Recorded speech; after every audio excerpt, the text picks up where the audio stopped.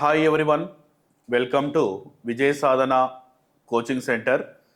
నా పేరు శంకర్ రెడ్డి. ఈ ఇండియన్ సొసైటీ అనేటటువంటి టాపిక్లో ఈ ఇండియన్ సొసైటీ అనేటటువంటి దాంట్లో మొత్తము 3 సెక్షన్స్ ఇవ్వడం జరిగింది.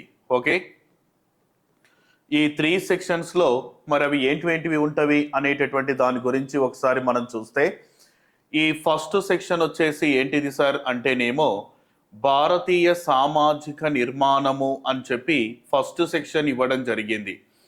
ఈ భారతీయ సామాజిక నిర్మాణము లేదా భారతీయ సామాజిక నిర్మితి అని చెప్పి ఫస్ట్ సెక్షన్ ఇవ్వడం జరిగింది. నెక్స్ట్ సెకండ్ సెక్షన్ చూస్తే, సెకండ్ సెక్షన్ ఏంటిది అని చూస్తే సామాజిక సమస్యలు అని చెప్పి సెకండ్ సెక్షన్ ఇవ్వడం జరిగింది. ఓకే, సామాజిక సమస్యలు అని.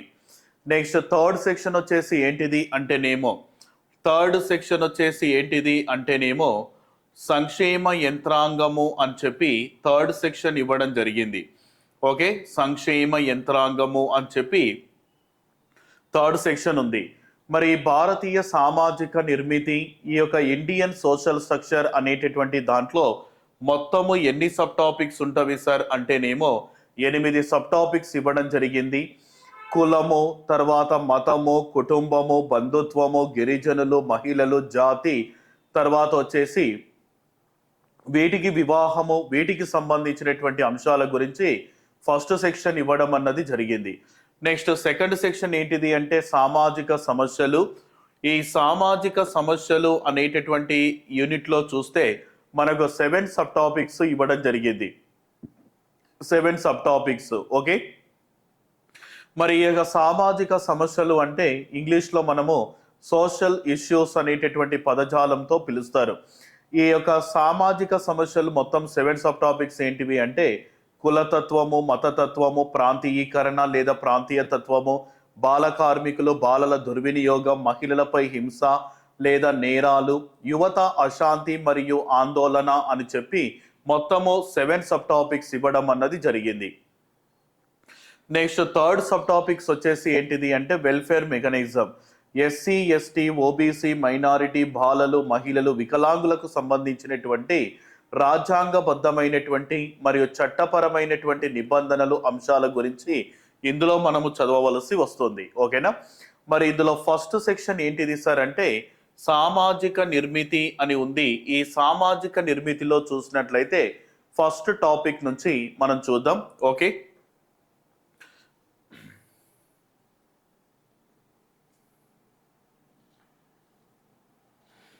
ఫస్ట్ దాంట్లో ఫస్ట్ టాపిక్ వచ్చేసి కులము. ఈ కులము అనేటటువంటి దానిని ఇంగ్లీష్లో మనం చూస్తే క్యాస్ట్ అని పిలుస్తారు. Okay, caste.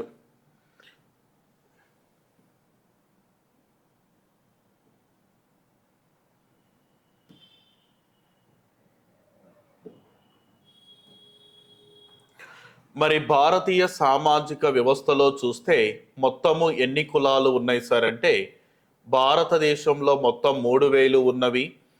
ఒక పరిశోధనలో తేలినటువంటి విషయం ఏంది అంటే 6000 వరకు కులాలు ఉన్నట్లు తెలుస్తుంది.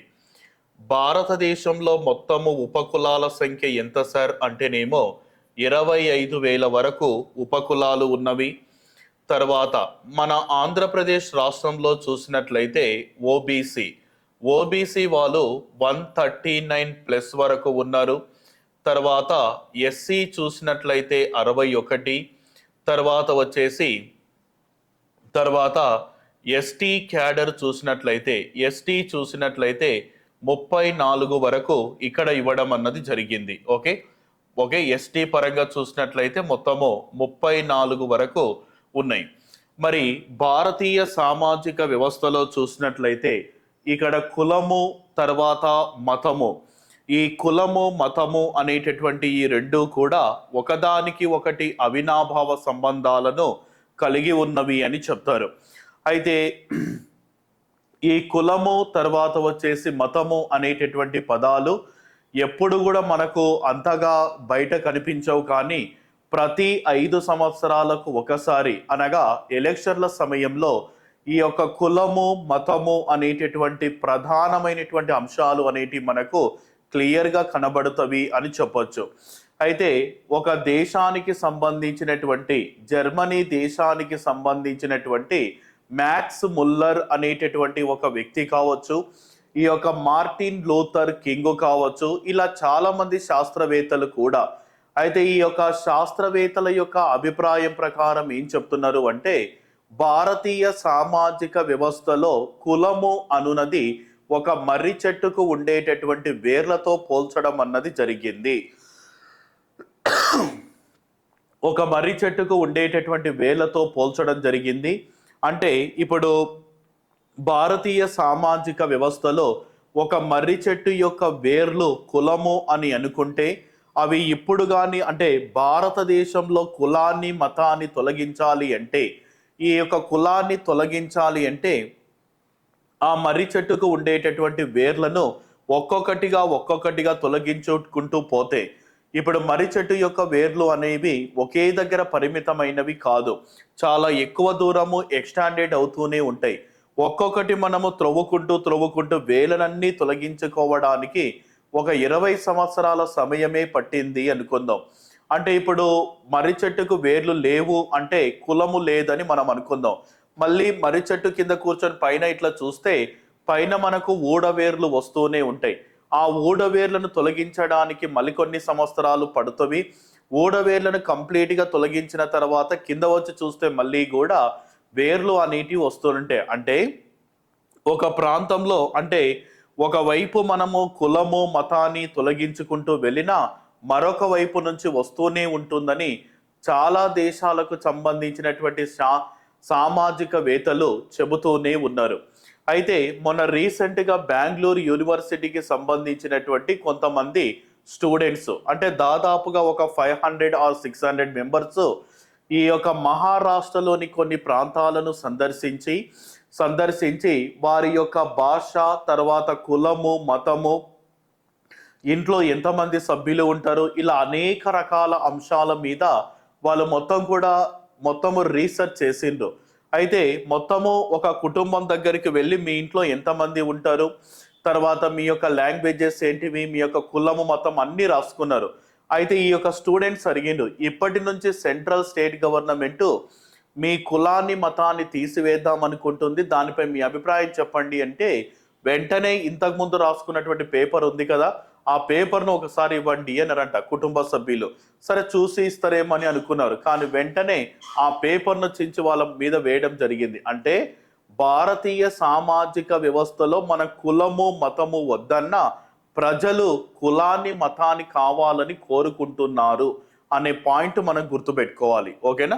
అంటే ఇక్కడ మనం కంప్లీట్గా కావాల్సినటువంటి కాన్సెప్ట్స్ ఏంటివి అంటే, భారతదేశంలో 3000 వరకు కులాలు ఉన్నట్లు ఒక రీసెర్చ్లో జరిగినటువంటి విషయం ఏంది అంటే 6000 వరకు కులాలు ఉన్నట్లుగా కూడా తెలుస్తుంది. మరి ఉపకులాల సంఖ్య అంటే total number of sub caste in India 25,000. తర్వాత టోటల్ నెంబర్ ఆఫ్ ఆంధ్రప్రదేశ్లో చూసినట్లయితే ఓబీసీ 139+, ఎస్సీ 61, ఎస్టీ చూస్తే 34 వరకు ఉన్నట్లుగా మనకు తెలుస్తుంది. తర్వాత ఈ కులము అనేటటువంటి పదాన్ని ఫస్ట్ ఇంట్రడ్యూస్డ్ చేసినటువంటి పర్సన్ ఎవరు సార్ అంటే గ్యార్సియా డివోర్టా అని చెప్తారు. ఓకే, గ్యార్సియా డివోర్టా 1838వ సంవత్సరంలో ఏ దేశం సార్ అంటేనేమో పోర్చుగీసు దేశానికి సంబంధించినటువంటి ఒక సామాజికవేత్త ఈ యొక్క పదాన్ని ఫస్ట్ ఇంట్రడ్యూస్డ్ చేయడం అన్నది జరిగింది. The word caste first introduced by Garcia de Orta. ఎప్పుడు సార్ అంటే 1838లో పోర్చుగీస్ వాళ్ళు ఈ యొక్క టర్మినాలజీని ఫస్ట్ ఇంట్రడ్యూస్డ్ చేయడం అన్నది జరిగింది. తర్వాత నెక్స్ట్ వచ్చేసి భారతదేశంలో కులము అనేటటువంటి పదాన్ని కూడా ఫస్ట్ ఇంట్రడ్యూస్ చేసినటువంటిది ఎవరు సార్ అంటేనేమో పోర్చుగీస్ వారు అని గుర్తుపెట్టుకోవాలి. అయితే భారతదేశంలో 17వ శతాబ్దం కంటే ముందుగా, భారతదేశంలో 17వ శతాబ్దం కంటే ముందు, భారతదేశంలో 17th సెంచరీ కంటే ముందు ముందు ఈ కులము అనేటటువంటి పదాలు సరిగ్గా లేవు. మరి 17th సెంచరీ కంటే ముందు ఏమని పిలిచేవారు సార్? 17వ శతాబ్దం కంటే ముందు భారతదేశంలో కులానికి కులానికి బదులుగా ఏ పదాలు ఉపయోగించారు సార్ అంటే జాతి, తర్వాత వచ్చేసి వర్ణము, ఇలాంటి పదాలు మాత్రమే ఉపయోగించారు. ఆఫ్టర్ 17th సెంచరీ తర్వాత భారతదేశంలో కులము అనేటటువంటి పదము ఇంట్రడ్యూస్ కావడం అన్నది జరిగింది అని చెప్పొచ్చు. ఓకేనా?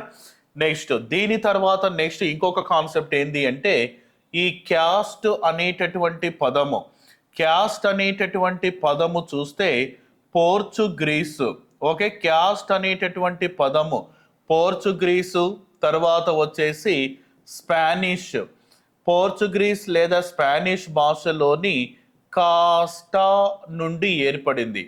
క్యాస్ట్ అనేటటువంటి పదము కాస్టా అనేటటువంటి పోర్చుగీస్ స్పానిష్ భాషా పదం నుండి ఏర్పడింది. మరి కాస్టా అంటే అర్థం ఏంటిది సార్? కాస్టా అంటే అర్థం ఏంటిది అంటే జాతి మరియు వ్యవస్థ, వ్యవస్థ మరియు వారసత్వ లక్షణాల సముదాయము. ఓకే, వారసత్వ లక్షణాల సముదాయము అనేటటువంటి పదాలతో మెన్షన్ చేయడం జరుగుతుంది. ఈ క్యాస్ట్ అనేటటువంటి పదము కాస్టా అనేటటువంటి పోర్చుగీస్ స్పానిష్ భాషా పదం నుండి ఏర్పడింది. మరి కాస్టా అంటే అర్థం ఏంది అంటే జాతి, వ్యవస్థ మరియు వారసత్వ లక్షణాల సముదాయము అని పిలుస్తారు. ఈ జాతి అనేటటువంటి పదము జాన్ అనేటటువంటి సంస్కృత భాషా పదం నుండి ఏర్పడింది. సంస్కృత భాషలో జాన్ అంటే అర్థం ఏంటిది అంటే పుట్టుక లేదా బై బర్త్ అని పిలుస్తారు. ఓకే, పుట్టుక అనేటటువంటి మీనింగ్ రావడం అన్నది జరుగుతుంది. నెక్స్ట్ వచ్చేసి మరికొంతమంది సోషియాలజిస్టులు ఏం చెప్తున్నారు అంటే క్యాస్ట్ అనేటటువంటి పదము లాటిన్ భాషలోని, ఓకే, క్యాస్ట్ అనేటటువంటి పదము లాటిన్ భాషలోని కాస్టస్ నుండి ఏర్పడిందని చెప్తున్నారు. మరి లాటిన్ భాషలో కాస్టస్ అంటే అర్థం ఏంటిది సార్ అంటే ప్యూర్ అని పిలుస్తారు. ప్యూర్ మీన్స్ ఏంటిది సార్ అంటే పరిశుద్ధమైన, ఓకే, పరిశుద్ధమైన అనేటటువంటి అర్థాలు కూడా రావడం అన్నది జరుగుతుంది.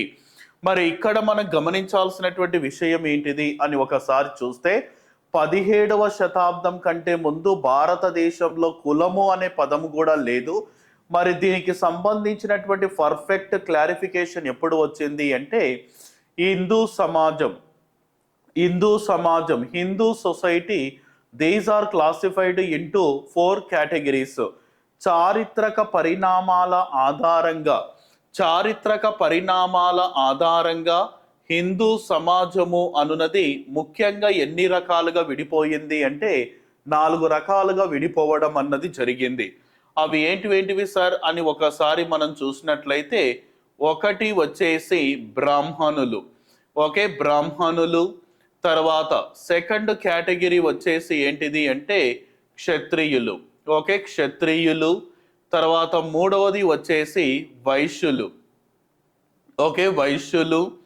తర్వాత ఫోర్త్ కాన్సెప్ట్ వచ్చేసి ఏంటిది అంటే శూద్రులు అని చెప్పి మొత్తము 4 ఉన్నాయి.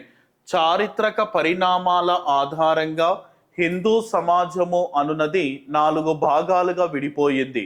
అయితే ఇందులో చూసినట్లయితే బ్రాహ్మణులను, క్షత్రియులను, తర్వాత వైశ్యులను, ఈ ముగ్గురిని ఏమని పిలుస్తారు అంటేనేమో ద్విజులు అనేటటువంటి పదాలతో పిలుస్తారు. అసలు ద్విజులు అంటే అర్థం ఏంది అంటే మరలా జన్మించువారు, ఓకే, రీబార్న్, మరలా జన్మించువారు, మరలా పుట్టుక కలిగిన వారు ఎవరు సార్ అంటే ఈ బ్రాహ్మణులు, క్షత్రియులు, తర్వాత వచ్చేసి వైశ్యులు అని చెప్తున్నారు. అయితే ఇక్కడ మనం గమనించాల్సినటువంటి విషయం ఏంటి అంటే బ్రాహ్మణులు చూస్తే వీళ్ళను పూజారులు అని తెలుపు వర్ణంలో ఉంటారు. తర్వాత వీళ్ళు బ్రహ్మ యొక్క తల నుండి ఏర్పడిన వాళ్ళు అని చెప్తారు.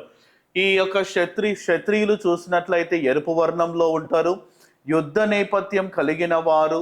తర్వాత వచ్చేసి వీళ్ళు బ్రహ్మ యొక్క భుజ భాగం నుంచి ఏర్పడిన వారు. తర్వాత వైశ్యులు చూసినట్లయితే వీళ్ళు ఎల్లో కలరు. తర్వాత వచ్చేసి ఏంటిది అంటేనేమో బ్రహ్మ యొక్క తొడల నుంచి ఏర్పడిన వాళ్ళు. వీళ్ళు వ్యవసాయం అంటే ఇక్కడ మనకు వ్యాపారం చేసేటటువంటి వాళ్ళు. ఓకే, బిజినెస్ మ్యాన్స్ అనేటటువంటి పదాలతో పేర్కొనడం అన్నది జరుగుతుంది. ఇంకా శూద్రులు అంటేనేమో బ్రహ్మ యొక్క పాదం నుంచి ఏర్పడిన వారు, నలుపు లేదా గోధుమ వర్ణంలో వీళ్ళు ఉంటారు. వీళ్ళ యొక్క అంటే కంప్లీట్గా బ్రహ్మ యొక్క పాద భాగం నుంచి ఏర్పడినరు. వీళ్ళను మనము సేవకులుగా పేర్కొనడం కూడా జరుగుతుంది. అంటే ఇక్కడ మన బ్రాహ్మణుల గురించి చూస్తే వీళ్ళ యొక్క ఎడ్యుకేషన్ సిస్టమ్ అనేది ఎప్పుడు స్టార్ట్ అవుతుంది సార్? ఎడ్యుకేషన్ సిస్టమ్ అనున్నది 8 లేదా 12 సంవత్సరాలలో ఎడ్యుకేషన్ సిస్టమ్ అంటే ఉపనయనము అంటారు. మరి ఉపనయనము అంటే అర్థం ఏంటిది అంటే బాల్య దశ నుండి ప్రాపంచిక విషయాలు నేర్చుకునే దశను ఉపనయనము అని పిలుస్తారు. ఈ ఉపనయనము అంటే స్థానికంగా ఉండేటటువంటి టెంపుల్ దగ్గరకు వెళ్ళడము, అక్కడ జంధ్యం వేసుకోవడం అన్నది కూడా జరుగుతుంది. అప్పటి నుంచి వాళ్ళు విద్యాబుద్ధులు నేర్చుకోవడానికి ఎలిజిబుల్ అనేటటువంటి పదాలతో మెన్షన్ చేయడం అన్నది జరుగుతుంది. బ్రాహ్మణులకు 8/12 సంవత్సరాల వయసులో స్టార్ట్ అవుతుంది ఉపనయనం. క్షత్రియులకు చూసినట్లయితేనేమో 10/14 ఇయర్స్, వైశ్యులకు చూసినట్లయితేనేమో 12/16 ఇయర్స్. బట్ శూద్రులకు మాత్రము ఎలాంటి ఉపనయన సిస్టమ్ అనేది లేదు. అయితే ఇదంతా కూడా ఏమని పిలుస్తారంటే చాతుర్వర్ణ వ్యవస్థ. చతుర్వర్ణ వ్యవస్థ అంటేనేమో 4 భాగాలు, 4 రకాలు.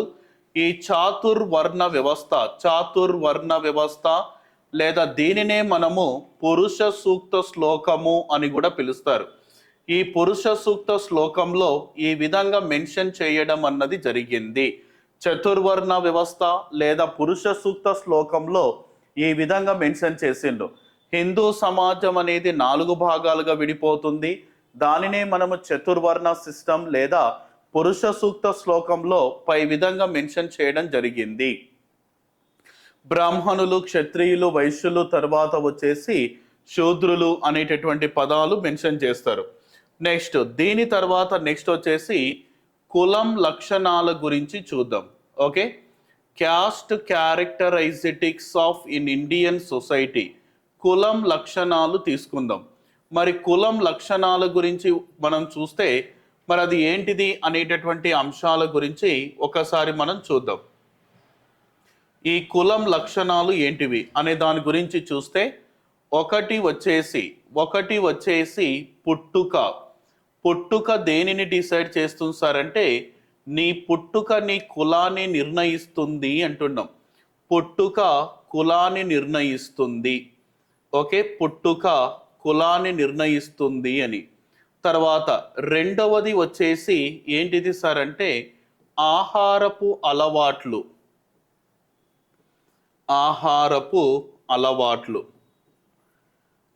మూడవది వివాహ పద్ధతులు.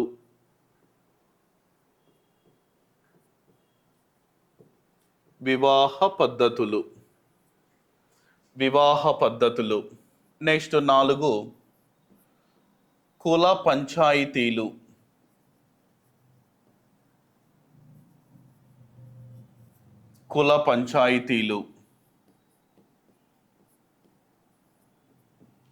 వచ్చేసి కుల వృత్తులు. ఆచార వ్యవహారాలు.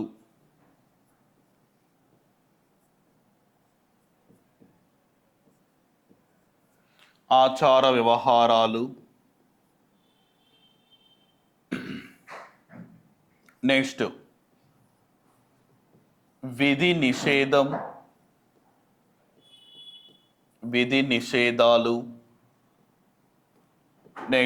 Another one క్రమశ్రేణి. మొత్తం ఎన్ని ఉన్నాయి సార్ అంటే 8 ఉన్నాయి. ఓకేనా? కులం లక్షణాల గురించి ఒకసారి మనం చూస్తే టోటల్ 8 వరకు ఇవ్వడం జరిగింది. అవి ఏంటివి అని ఒకసారి మనం చూద్దాం. ఒకటి వచ్చేసి ఈ క్యాస్ట్ క్యారెక్టరైజెటిక్స్ను ఎవరు మెన్షన్ చేయడం జరిగింది సార్?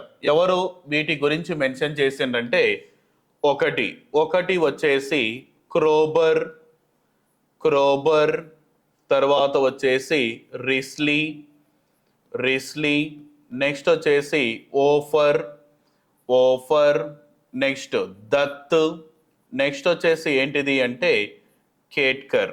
ఓకే, కులం యొక్క లక్షణాలను మెన్షన్ చేసినటువంటి పర్సన్స్ ఎంతమంది సార్ అంటే 5 మంది.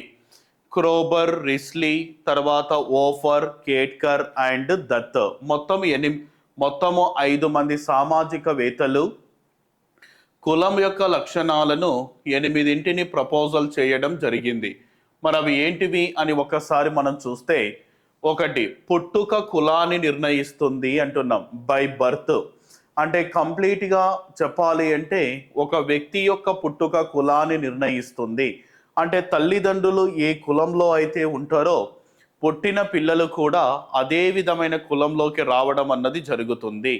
నెక్స్ట్ 2 ఆహారపు అలవాట్లు. అంటే నీవు తీసుకునేటటువంటి ఫుడ్ కూడా ఈ యొక్క కులాన్ని డిసైడ్ చేస్తుందని చెప్పొచ్చు. ఎలా అంటే బ్రాహ్మణులు, క్షత్రియులు, వైశ్యులు, తర్వాత వచ్చేసి శూద్రులు. ఇందులో అప్పర్ క్యాస్ట్ అన్నప్పుడు బ్రాహ్మణులు, లోయర్ క్యాస్ట్ అన్నప్పుడు శూద్రులు అని చెప్తారు. అయితే బ్రాహ్మణుల ఇంటి దగ్గర ఏదైనా ఒక ఫంక్షన్ జరిగినప్పుడు శూద్రులు వెళ్ళడం, తినడము, రావడం ఇదంతా జరుగుతుంది. అదే ఇక్కడ శూద్రుల దగ్గర ఏదైనా ఫంక్షన్ జరిగినప్పుడు బ్రాహ్మణులు రావడం, తినడం ఇవన్నీ కూడా జరగదు. అంటే ఒక వ్యక్తి యొక్క ఆహారపు అలవాట్లు కూడా ఒకే ఆహారపు విధానాలు కూడా కులాన్ని డిసైడ్ చేస్తుందని చెప్పొచ్చు. నెక్స్ట్ వివాహ పద్ధతులు. అంటే ఒక్కొక్క కులంలో ఒక్కొక్క రకమైనటువంటి ఆచార వ్యవహారాలు అనేటివి కామన్గా ఉంటాయి. కొన్ని చోట్ల చూసినట్లయితే వివాహ పద్ధతులు చాలా విధమైనటువంటి తేడాలు ఉంటాయి. వివాహ సమయంలో ఆచార సాంప్రదాయాలు, కట్టుబొట్టు ఇవన్నీ కూడా ఒక కులాన్ని డిసైడ్ చేస్తామని చెప్పొచ్చు. తర్వాత కుల పంచాయతీలు, నెక్స్ట్ కుల వృత్తులు. ఒక వ్యక్తి చేసేటటువంటి వృత్తి ఆ కులాన్ని డిసైడ్ చేస్తుంది అంటున్నారు. నీవు చేసేటటువంటి వృత్తి నీ కులాన్ని డిసైడ్ చేస్తుంది. కానీ ప్రజెంట్ సిచ్యువేషన్లో మాత్రము ఇప్పుడు తప్పు అవుతుంది. ఎందుకు అంటే ఇప్పుడు ఇండియన్ ఎడ్యుకేషన్ సిస్టమ్ అనేది చాలా వరకు డెవలప్మెంట్ అవుతూనే ఉంది. ప్రజెంట్గా ఒక వ్యక్తి ఒక కులాన్ని పట్టుకొని ఒకే ఒక వృత్తిని పట్టుకొని ప్రజెంట్ సిచ్యువేషన్లో చాలా అరుదుగా జరుగుతుందని చెప్తారు. ఓకే, నెక్స్ట్ ఆచార వ్యవహారాలు, కులం విధి నిషేధాలు. ఇప్పటికీ కొన్ని గ్రామీణ ప్రాంతాలలో కొన్ని కులాల వారిని ఊరి నుంచి బయటకు కూడా వెలివేసిన సందర్భాలు కూడా ఉన్నాయి. వాళ్ళు టెంపుల్లోకి రాకపోవడం, తర్వాత ఊర్లోకి రాకపోవడం, బోరుబావులు ఉపయోగించుకోలేకపోవడం, ఇలా చాలా రకాలుగా. నెక్స్ట్ వచ్చేసి క్రమశ్రేణి. అంటే తల్లిదండ్రుల నుంచి పిల్లలకు, పిల్లల నుండి వాళ్ళ పిల్లలకు, ఈ రకంగా మొత్తం కులము అనేది వెళుతూనే ఉంటుంది. అయితే ఈ యొక్క కులం యొక్క లక్షణాల గురించి మెన్షన్ చేసింది ఎవరు అని చూస్తే మొత్తం మనకు 5 మంది పేర్లు వస్తాయి. క్రోబర్, రిస్లీ, ఓఫర్, దత్, తర్వాత వచ్చేసి కేట్కర్. ఓకేనా. నెక్స్ట్ దీని తర్వాత నెక్స్ట్ ఇంకొక కాన్సెప్ట్ ఏంటిది అని చూస్తే మెగస్తనీస్ అనేటటువంటి ఒక సోషియాలజిస్ట్. ఓకే, మెగస్తనీస్ అనేటటువంటి ఒక సోషియాలజిస్ట్ తీసుకుంటే కుల వ్యవస్థ యొక్క లక్షణాలను 2 మెన్షన్ చేసిండు. కులం యొక్క లక్షణాలను 2 పేర్కొన్నాడు. అవేంటివి అని చూస్తే ఒకటి వచ్చేసి ఏంటిది అని చూస్తే ఒకటి వచ్చేసి ఏంటి సార్ అంటే ఒక వ్యక్తి ఒక కులంలో పుట్టినప్పుడు అంటే దాన్ని caste don't let be changed. అంటే ఒక వ్యక్తి ఒక కులంలో పుడితే ఆ కులంను మార్చడానికి, ఆ కులంను మార్చుకోవడానికి ఎట్టి పరిస్థితుల్లో కూడా అవకాశం అనేది ఉండదు అని చెప్తారు. ఒక వ్యక్తి ఒక కులంలో పుడితే చనిపోయేంత వరకు ఆ వ్యక్తి అదే కులంలోనే ఉండాలి. Okay, caste don't let be changed. తర్వాత ఇతను మెగస్తనీస్ మన దేశాన్ని సందర్శించినప్పుడు ఇతను కొన్ని కాన్సెప్ట్ చెప్పిండు. ఏంటి సార్ అంటే భారతదేశంలో కులాంతర, కులాంతర మరియు మతాంతర. ఈ కులాంతర మతాంతర వివాహాలు జరిగేవి కావు అని ఎవరు మెన్షన్ చేసిందంటే మెగస్తనీస్. ఓకే, ఏ గ్రంథంలో సార్ అంటే ది ఇండికా అనేటటువంటి గ్రంథంలో మొత్తం కుల వ్యవస్థ యొక్క లక్షణాలను పేర్కొన్నది ఎవరు అంటే మెగస్తనీస్. ఒక వ్యక్తి ఒక కులంలో పుట్టినప్పుడు చనిపోయేంత వరకు అదే కులంలోనే ఉండాలి. ఇంకొకటి, భారతదేశంలో కులాంతర మతాంతర వివాహాలు జరిగేవి కావు అని ఎవరు మెన్షన్ చేసేది సార్ అంటే మెగస్తనీస్ అని గుర్తుపెట్టుకోవాలి. ప్రెసెంట్గా ఇప్పుడు చూసినట్లయితే, ఇప్పుడు భారతీయ సామాజిక వ్యవస్థలో చూస్తే ఇప్పుడు ప్రెసెంట్ సిచ్యువేషన్లో ఏంటిది అని ఒకసారి మనం చూస్తే, ఇప్పుడున్నటువంటి కాన్సెప్ట్ చూస్తే సెంట్రల్ గవర్నమెంట్ ఆఫ్ ఇండియా ఎవరైతే కులాంతర వివాహాలు చేసుకుంటారో, ఇంటర్ క్యాస్ట్ మ్యారేజెస్ ఎవరైతే చేసుకుంటారో, ఈ కులాంతర వివాహాలు చేసుకుంటే సెంట్రల్ గవర్నమెంట్ ఆఫ్ ఇండియా 2,50,000 వరకు డబ్బులు ఇస్తుంది. మన ఆంధ్రప్రదేశ్ రాష్ట్ర ప్రభుత్వం చూస్తే 1,20,000 వరకు డబ్బులు ఇవ్వడం అన్నది జరుగుతుంది. అయితే సెంట్రల్ గవర్నమెంటు మ్యారేజ్ అయిన వెంటనే చూస్తే 1,50,000 వరకు డబ్బులు ఇస్తుంది. మళ్ళీ ఒక 3 సంవత్సరాల తర్వాత ఈ 1,00,000 రూపాయలను ప్లస్ ఇంట్రెస్ట్తో కలుపుకొని ఇవ్వడం అన్నది జరుగుతుంది. Okay, central government of India చూస్తే 2,50,000 ఇంటర్ క్యాస్ట్ మ్యారేజ్ చేసుకుంటే ప్రోత్సాహక బహుమతి కింద అమౌంట్ ఇస్తుంది. మ్యారేజ్ అయిన వెంటనే 1,50,000 రూపాయలు. తర్వాత ఆఫ్టర్ దట్ మ్యారేజ్ చేసుకున్న ఒక 3 years తర్వాత మిగిలిన 1,00,000 రూపాయల అమౌంట్ కూడా ఇవ్వడం అన్నది జరుగుతుంది. మన ఆంధ్రప్రదేశ్ రాష్ట్ర ప్రభుత్వం ఇంటర్ క్యాస్ట్ మ్యారేజ్ చేసుకుంటే 1,20,000 వరకు ఇస్తుంది. ఇక్కడ కొన్ని ప్రతిపాదనలు ఏంటివి అంటే, ఆంధ్రప్రదేశ్ గవర్నమెంట్ 1,20,000 రూపాయలు ఇస్తుంది. మినిమం 10th క్లాసు పాస్ అయి ఉండాలి. అమ్మాయి యొక్క వయసు చూసినట్లయితే 18 years వరకు ఒకే గర్ల్కి ఏజ్ ఉండాలి. తర్వాత 21 years వచ్చేసి ఎవరికి సార్ అంటే బాయ్కి కంపల్సరీ ఏజ్ ఉండాలి. ఇలా ఉంటేనే ఈ యొక్క స్కీమ్కు ఎలిజిబుల్ అని గుర్తుపెట్టుకోవాలి. ఓకే, నెక్స్ట్ దీని తర్వాత వచ్చేసి భారతదేశంలో క్యాస్ట్ పొలిటికల్ పార్టీస్ గురించి చూద్దాం. Caste political parties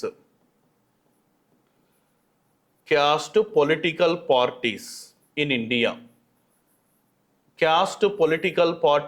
India. Okay, మరి భారతదేశంలో కులతత్వ రాజకీయ పార్టీలు ఏంటివి అని ఒకసారి మనం చూద్దాం. ఓకే, కులతత్వ రాజకీయ పార్టీలు ఏంటివి అని చూస్తే ఒకటి ఎల్జేపీ, తర్వాత 2 ఆర్జేడి, నెక్స్ట్ వచ్చేసి బిఎస్పి, తర్వాత ఎస్పి అంటున్నాం. ఓకే, మొత్తం 4 ఉన్నాయి. Caste political parties in India, భారతదేశంలో కులతత్వ రాజకీయ పార్టీల గురించి చూద్దాం. ఇక్కడ ఎల్జేపీ అంటున్నా. ఎల్జేపీ చూసినట్లయితే ఇది ఏ రాష్ట్రానికి సంబంధించినటువంటి పార్టీ సార్ అంటే బీహార్.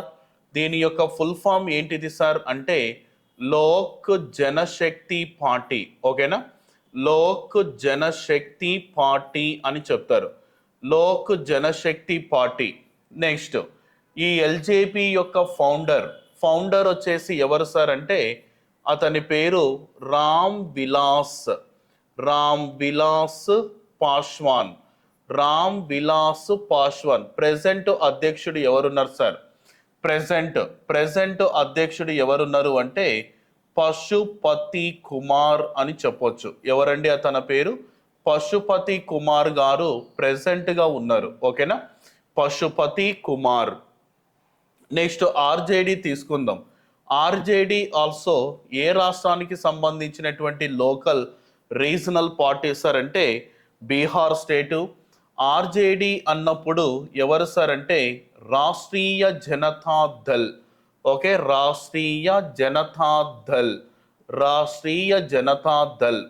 ప్రెసెంట్ ఫౌండర్ అండ్ అధ్యక్షుడు ఎవరు సార్ అంటేనేమో లాలూ ప్రసాద్ యాదవ్ అని చెప్తారు. ఓకే, లాలూ ప్రసాద్ యాదవ్. ఇది కూడా ఒక క్యాస్ట్ పొలిటికల్ పార్టీస్ అని చెప్పొచ్చు. యాదవ్ అంటే ఈ యొక్క ఆర్జేడి రాష్ట్రీయ జనతాదళ్ పార్టీ యొక్క ఫౌండర్ కానీ తర్వాత వచ్చేసి అధ్యక్షుడు, ప్రెసెంట్ అధ్యక్షుడు ఎవరున్నారు సార్ అంటే ఈయన పేరు ఎవరు సార్ అంటే లాలూ ప్రసాద్ యాదవ్ గారు ఉన్నారు.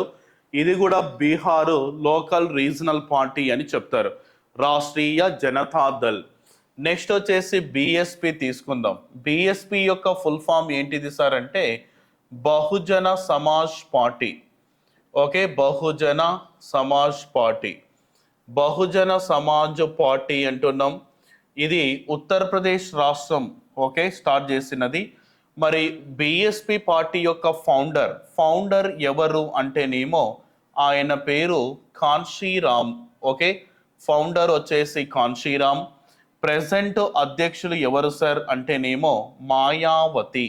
ఓకే, మాయావతి. మొన్ననే రీసెంట్గా మాయావతి మేబీ రానున్న ఎలక్షన్ల నుంచి మేబీ తప్పుకునేటటువంటి అవకాశాలు ఎక్కువగా కనబడుతున్నవని చెప్పి వార్తలు బాగా వినబడుతున్నాయి. అందుకే ముందస్తుగానే తన మేనల్లుడు అయినటువంటి ఆకాష్ ఆనంద్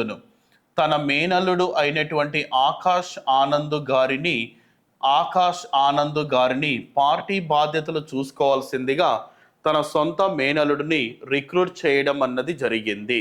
ఓకే, ఫౌండర్ ఏమో కాన్షీరామ్, ప్రెసెంట్ చైర్మన్ అయితే మాయావతి. ఇప్పుడు ప్రెసెంట్గా అయితే తన మేనల్లుడు ఆకాష్ ఆనంద్ను పార్టీ బాధ్యతలు చూసుకోవాల్సిందిగా నియామకం చేపట్టడం జరిగింది. తర్వాత ఎస్పీ తీసుకుందాం. ఎస్పీ ఇది కూడా Uttar Pradesh local regional party. SP full form ఏంటిది సార్ అంటే Samajwad party. Okay, Samajwad party. మరి ఎస్పీ పార్టీ యొక్క ఫౌండర్ ఎవరు సార్? దీని యొక్క ఫౌండర్ వచ్చేసి ఎవరు సార్ అంటేనేమో ములాయం సింగ్ యాదవ్.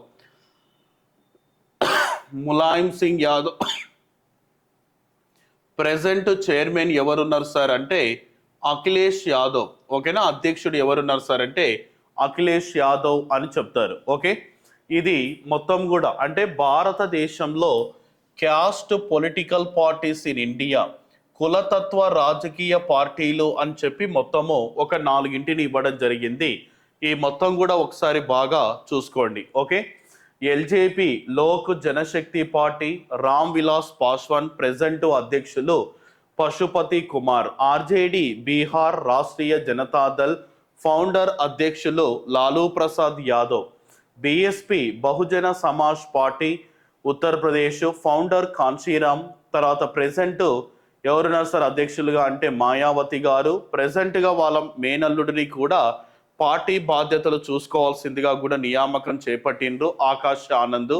తర్వాత ఎస్పీ సమాజ్వాద్ పార్టీ, అక్కడ Mulayam Singh Yadav founder, present chairman Akhilesh Yadav. ఈయన తన కొడుకు ములాయం సింగ్ యాదవ్ కొడుకు. ఓకేనా, ఇది caste political parties in India. Next another one present భారతదేశంలో క్యాస్ట్ రిజర్వేషన్ మూమెంట్స్. ఓకే, భారతదేశంలో కులతత్వంగా క్యాస్ట్ రిజర్వేషన్ మూమెంట్స్ అంటే కొన్ని కులాల వారు మాకు రిజర్వేషన్స్ కావాలని చెప్పి ప్రెసెంట్గా మూమెంట్ అనేది చేస్తున్నారు. అవేంటివో ఒకసారి మనం చూద్దాం. Caste reservation movements in India, భారతదేశంలో కొన్ని కులాల వారు ప్రత్యేకమైన రిజర్వేషన్స్ కోసం మూవ్మెంట్ చేస్తున్నారు. ఎవరెవరు అని చూస్తే ఒకటి వచ్చేసి ఎవరు అని చూస్తే ఫస్ట్ ఇప్పుడు మన ఆంధ్రప్రదేశ్ స్టేట్ తీసుకుందాం. ఆంధ్రప్రదేశ్ స్టేట్లో చూసినట్లయితే ఇద్దరు. ఎవరెవరు సార్ అంటే ఒకటి వచ్చేసి కాపు. ఈ కాపు అనేటటువంటి వాళ్ళను ఓబీసీలో చేర్చాలని ప్రెసెంట్గా మూవ్మెంట్ చేస్తున్నారు. అదేవిధంగా రెండవది ఎవరు సార్ అంటే వాల్మీకి బోయలు. ఓకే, వాల్మీకి వీళ్ళను ఎస్టీ క్యాడర్లో చేర్చాలని ప్రెసెంట్గా వాళ్ళు కూడా మూవ్మెంట్ చేస్తున్నారు.